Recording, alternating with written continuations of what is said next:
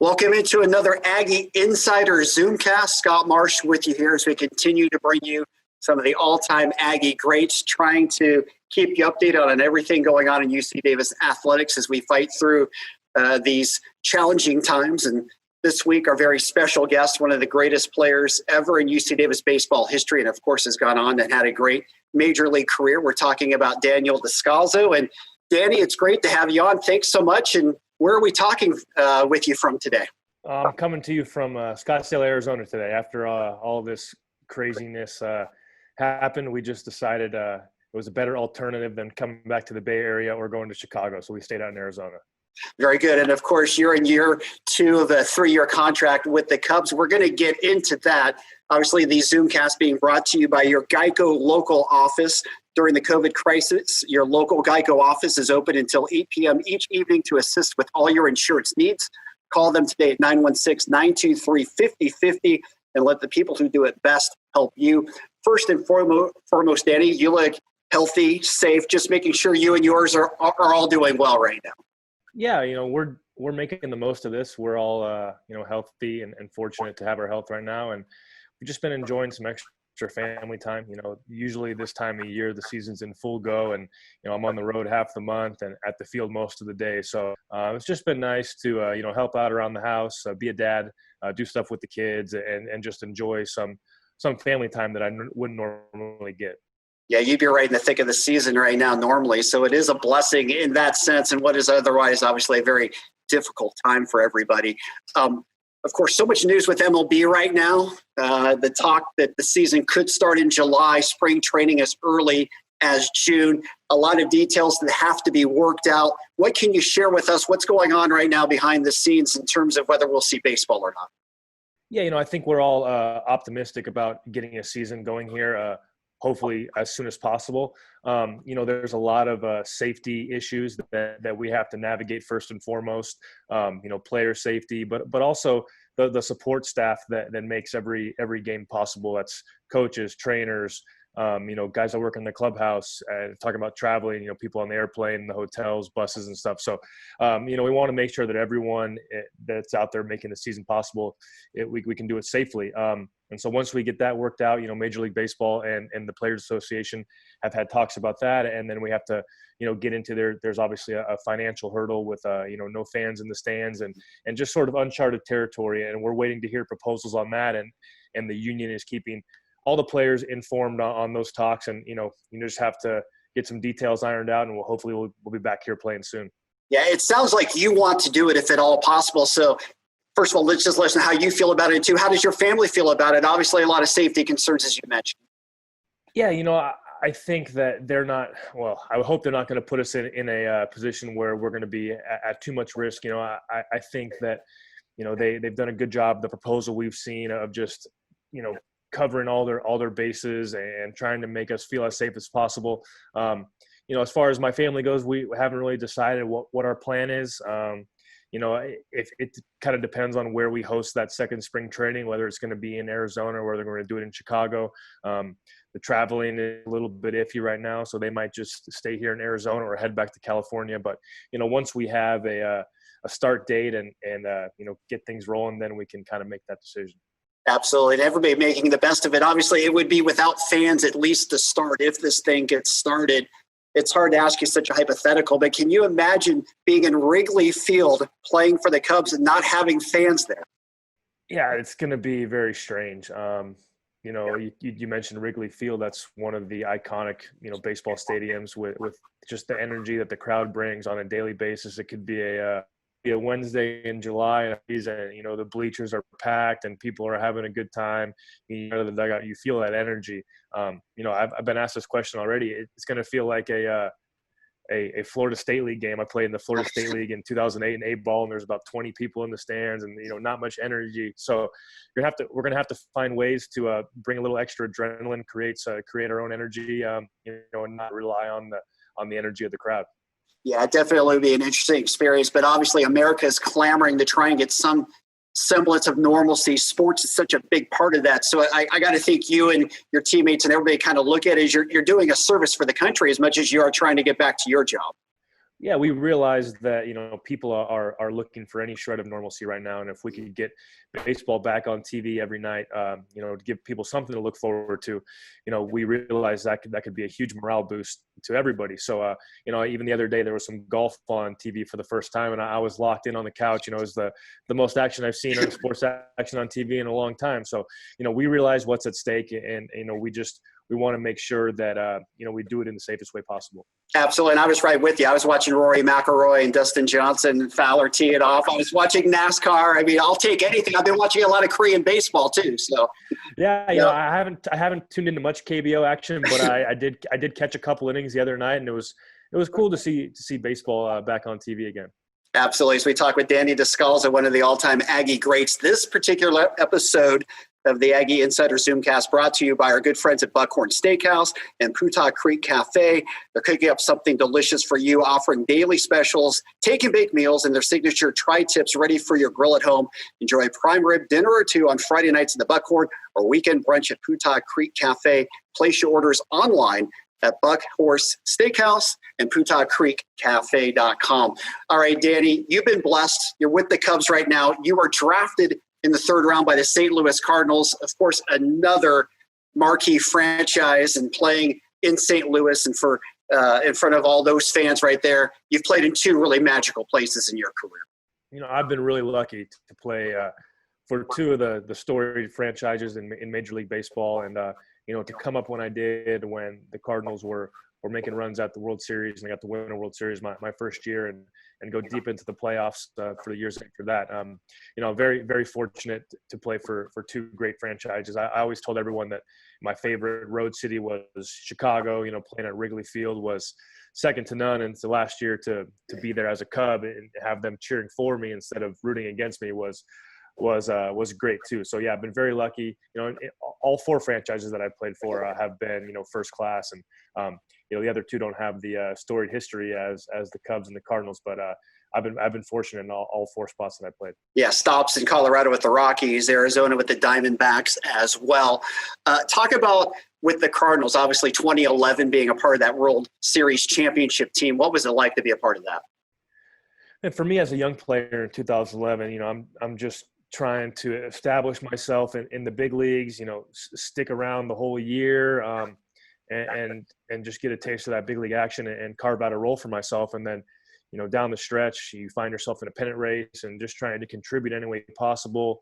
It happened fast. It was kind of a blur. There's been a lot of they've been replaying a lot of playoff games. Yeah. I've done a couple interviews with St. Louis stations talking about, with no live sports, they've been recapping World Series and stuff. So it's been fun to relive those moments and talk to some former teammates and just kind of rehash those World Series memories. It's been a lot of fun. Yeah, I can only imagine. Having a ring is certainly something they can never take away from you. And maybe your highlight moment came a year later, 2012, that divisional series against the Nationals, when you came through with a home run, a double, a two-run single to tie up the score in that game. That was perhaps one of the highlights of your career up to this point. Yeah, personally speaking, that's right up there. That Nationals team was I think they had the best record in the NL that year, and we were underdogs coming through the wild card game that season. Down 6-0 earlier in that game 5 to them. We made a great comeback, and I was fortunate to come up in some big spots and come through, and that's those memories are ones that I'll cherish too. And just like I said, one of my personal high notes. Absolutely. All right, let's go back to your playing days at UC Davis. First of all, just talk about how you ended up at Davis back in 2003, and then obviously went on to a legendary career with the Aggies.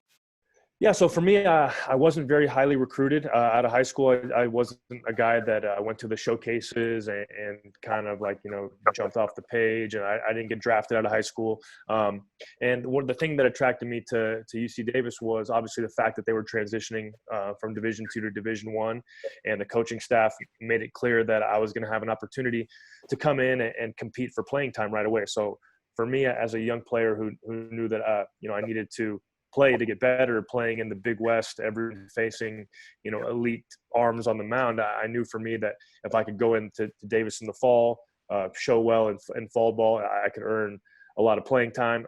Ended up starting pretty much my whole career, and for me it was great to come in as a freshman right away and play against those elite pitchers in the Big West, and I think that really helped my development. Absolutely. And you were a pitcher through a large part of your high school career. I mean, that was seemingly where you were going to be at first, wasn't it? Well, the coaching staff had given me an opportunity in the fall to both play in the infield and also do some pitching. So I would do all my hitting stuff, my infield drills, and then I'd throw bullpens in the fall, and I'd pitch in our scrimmages, and I did okay. It was hard to balance. The arm management, just trying to make sure I stayed on top of the arm care as a pitcher and didn't wear myself out that way. But slowly my name was being removed from the pitchers' workouts and the bullpen lists, and I kind of saw the writing on the wall that I probably had a better shot to contribute more in the field and at the plate. And so honestly I never had a sore arm since I stopped pitching, so it was a blessing in disguise. Yeah, my friend Scott Navarro, who I work with, who I know from local days, says that he was the reason you were such an effective pitcher back when you were. So, yeah, he did give me some tips. I remember back in the day on how to throw a good changeup. So, I was more of a thrower than a pitcher. I kind of treated it like I was taking it at bat. I was maybe a little too overhyped, and I let the emotions get the best of me out there. But it was I pitched a little bit in the big league since then, so my career wasn't exactly over. But those outings are a little fun. Yeah, nothing like coming in when the game's out of control. But you've had a couple 1, 2, 3 innings in the ninth inning. You could be a reliever at some point. But I think it's go ahead. My career on the mound in the big leagues started a little better than it has finished. I wish I would have been done after my first few outings. I had like a 0 ERA, but not so much anymore. Yeah, I think it's worked out well for you. And playing the infield has certainly been effective. And obviously at UC Davis, incredible career, 2007 named to the NC2A All-Independent First Team. You put up some of the best stats ever in school history, 397 lifetime batting average, 92 career hits, 22 doubles, ranking second all-time in school history. So just talk about the experience of playing in UC Davis, growing that program. Rex Peters, who went on to UCLA, really built a big-time program during that era. And the year after I believe you were drafted, the team made the NC2A tournament, played Stanford down on the farm. Yeah, I think you talk about the recruiting class that came in the year before me and my recruiting class in the year after, and we had a lot of talented players, a lot of guys that went on to play pro ball. And that 2007 season for me personally, I started off a little slow. I think I put a lot of pressure on myself. I had been talking to a lot of scouts that fall, and that was the first time I realized, hey, go out and have a good year. You got an opportunity to get drafted and go on and pursue a professional career. So started out a little slow, maybe trying to do a little too much, but I kind of settled in. I remember, Rex pulled me into the office one day and we kind of had a conversation about it, and asked if I was pressing, if I was thinking about getting drafted, and we just kind of took a step back and really took off from there.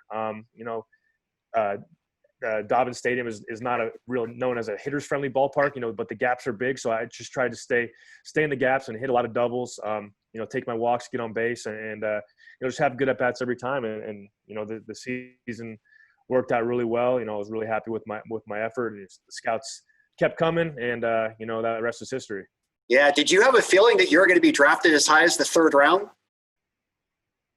Yeah, as it got down towards draft time, I had enough conversations with enough of the scouts. I kind of figured that I would go in the top 5 rounds. I thought I had a really good chance to go in the first day in the top 5. I think early third round was like best case scenario, and I was in the top half of the third round, or kind of middle of the third round there. And so I was fully prepared for that. And if I ended up in that area, it was a good chance I was gonna accept it and get my professional career started. Yeah. Was there ever any thought, obviously you get drafted in the third round, you got to take that a team like St. Louis, but knowing what the team did the following year, you had 1 year of eligibility left. Was there any consideration about staying one extra year and going back into the draft in 2008? No, I think personally I I had accomplished everything I wanted to personally as an individual at that point. You know, I had a great year that year, and I wanted to go play at the next level and take that next step. You know, looking back, that those guys that I played with, they had a great year the next year and went to the regional. And you know, maybe if I was there, maybe they advanced. But you know, I wouldn't change the decision that I made. You know, getting into the minor league system, and when I did, and being able to get you know, move up and get pushed in an extra level every year. So, you know, it was the right choice. Yeah, no, it absolutely worked out for you. As we talked with Danny Descalso here in the Aggie Overtime Zoomcast, brought to you by your local Geico office. So you get drafted. Your progression to get up to the big leagues, you made it by 2010 with the Cardinals. So you just kept advancing every year, like you said. Yeah, you know, I think at that time that was like the perfect organization for me to get drafted into. You know, they were kind of rebuilding their minor league system. They were pushing players really aggressively. So, you know, if you had a good month or two at one level, they were pushing you to the next level and seeing if you could continue that success there. So there was a lot of guys that I played with in the minor leagues that we came up together. And you know, for me, it was just like the right organization of them pushing guys. You know, some players in other organizations, you get blocked by guys ahead of you, and you get stuck at a level for a long time, and you have to kind of grind out your career in the minor leagues. You know, for me, I was fortunate to move up a level every year and keep having that success, getting up to AAA, and then kind of, you know, biding my time and waiting for a shot in the big leagues. Yeah, and maybe the most valuable thing in your career, the ability to play multiple positions. You could play any position around the horn. That helped you move up throughout the career because you were bounced around from third to second to short all across the way. Yeah, you know, I think that versatility has been a huge help for me, and maybe where in the past when you got labeled as a utility player, it was kind of a knock on you. But if you look at the way the game has changed now, and you know, you've got a lot of guys that play multiple positions, that can, you know, give your manager some flexibility. You know, for me, you know, I played a lot of second base in the minor leagues, a little bit of third base. I played a lot of third in college. In the big leagues, I had to learn how to play shortstop. I hadn't played that in a long time. Played some first base. You know, fast forward a few years later, I got to play some left field, so I kind of had to learn that on the fly. But you know, for me, learning a new position, I was never afraid to be embarrassed out on the field. You know, I've made plenty of errors. You know, I've had balls go through my legs. You know, the worst thing that can happen out there is you make a mistake and, you know, fans boo you, but I've done that before. So it's kind of the attitude that I took at it, you know, learning new spots on the field. Absolutely. I think you're the first Cardinal in history to play 4 different positions over a span of 4 games, starting at all 4 infield positions. So it shows your versatility right there.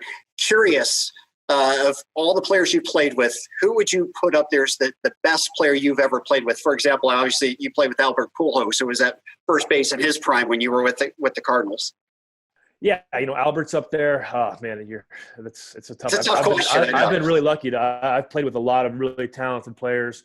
You know, it's hard to overlook a Yadier Molina, just what he brings every night behind the if you'd let him, but you know, that takes a toll on the body, and he cares so much about winning. Also Nolan Arenado, you know, what he brings every night in Colorado and the passion he brings, and just watching him play defense is unbelievable. A guy like Paul Goldschmidt, who probably doesn't get a lot of national media love, but just a guy that shows up every day, is quiet, does his job, and puts up, you know, stupid numbers. So, you know, another guy, Javi Baez, I mean, just a freak athlete. The stuff he does on the base paths, you know, every time he puts the ball in play, I'm like, this guy's going to find some way to be safe. You know, they're not going to be able to tag him out, and he's unbelievable. So I've been very lucky to play with a lot of super talented players in my career. You certainly have. All right, tell us what we can expect from the Cubs this year, assuming things do get back to on the field. You know, I think we have a lot to prove this year as a team. You know, last year was unfortunate the way it ended up for us, and I know, you know, these guys have been used to being in the playoffs the last few years, and they've grown accustomed to it. So for us not to be in the postseason was a disappointment. You know, we have a new manager, David Ross brings you know, a lot of energy, a lot of passion to the dugout. So, you know, the spring training had been great with him so far. Just the way when he got in front of the team. You know, his passion for winning and his commitment to our group and the organization has been fun to be around. You know, so hopefully we can hold on to that the camaraderie that we built and kind of hit the ground running. It's going to be important to get off to a fast start in this abbreviated season. Absolutely. We'll keep our fingers crossed that the season will start, all will come together. Danny, I'll leave it with this, or one final question. Just talk to us about what your experience at UC Davis has meant to you, maybe a message for future people who are out there who have a dream of being in the big league someday. You're a great example of how that can come about. And just, I know you come to a lot of Davis events too. I've seen you at basketball games. You've really stayed a part of our Aggie community. Talk about the importance of that if you could too. Yeah, I think that, UC Davis, special place in my heart. They were, the baseball program here was one that took a chance on me and provided me with an opportunity to play baseball at the college level. And, if I didn't have that opportunity, I wouldn't have been able to develop and get to where I am today. So I built relationships with teammates that, we keep in touch to this day, and we always have fun coming back to Davis and the community, the sense of community that we built as teammates there. I mean, it's a brotherhood and a bond that has lasted, all these years. So I always enjoy coming back, whether it's a football game or a basketball game. Life is crazy and busy with family and, kids and stuff, but I try to make it a point to, to stay in connection with the program and be visible at least, a couple events every year. So it's very important for me to kind of be an ambassador for Davis because of all the things they did for me. I feel like I owe it to them to try to do the same thing. Well, UC Davis is lucky to have you. You've been a great representative and certainly appreciate the time today. We wish you all the best and hopefully looking forward to seeing you in Wrigley Field. I'll share real quickly. I had tickets for Wrigley September 19th. I was going to come back and watch you go to a Notre Dame game on the 20th. That's a good combo. Friday, Saturday combo, hoping maybe the Bears are at home on the 21st. Yeah, I got to check that schedule. I haven't, I just kind of lost track. But I hope I still have a chance to come back there. Hopefully by that time, we're at Wrigley. Fans are allowed back in, and I'll get a chance to watch you in person in Wrigley. We'll keep our fingers crossed for that. I hope the same thing. Absolutely. Danny, appreciate the time. Good to talk to you, my friend. Thanks a lot, Scott. Great to see you again. All right, that's going to do it for this episode of the Aggie Insider Zoomcast. Again, brought to you by Buckhorn Steakhouse. Place your orders online at buckhornsteakhouse.com. We'll have more exciting guests coming your way in the future weeks. Until then, stay safe, and of course, go Ags.